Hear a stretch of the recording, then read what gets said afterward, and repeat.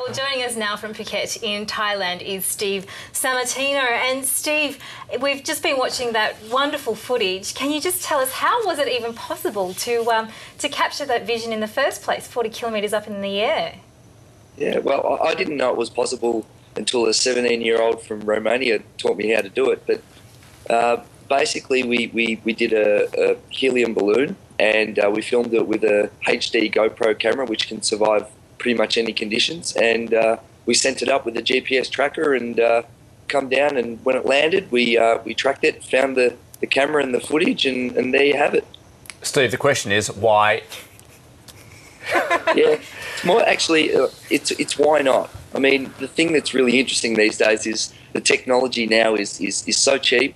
It's been democratized so much that we can do amazing, fun things that just a few years ago might have cost $10,000, $100,000. So with all of this amazing technology that's almost disposable and cheap, a few $100s, you can do some amazing and fun projects. And we thought, well, let's do something that's quirky and fun.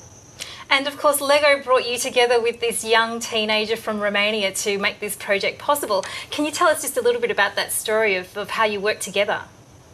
Yeah, well, he contacted me on Skype. He had some very big goals to do some rocketeering projects, which were quite expensive and interesting. And I suggested, why don't you prove to me that you can do things and get them done and manage some projects? Let's do something a little bit smaller. And he mentioned the idea of getting into the near space field.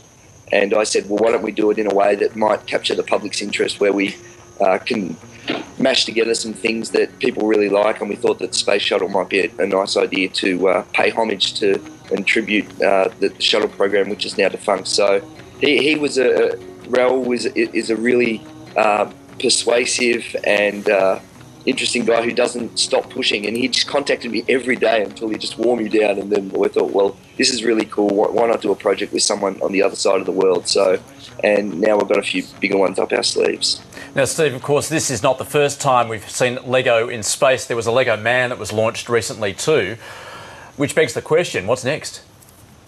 Yeah, well, we've got one project that's up our sleeve. It may or may not include Lego, but I can reveal that Raoul is the chief technology engineer for it. So it's going to be, we think, a little bit bigger. Does it involve people? Can you take people in space? What I mean? No, it doesn't. It involves quirky toys and technology being put together in interesting ways. But do you think it's only a matter of time? I mean, obviously, amateurs such as yourself are doing this well. Will we see amateurs actually launch people into space, do you think, with this sort of technology?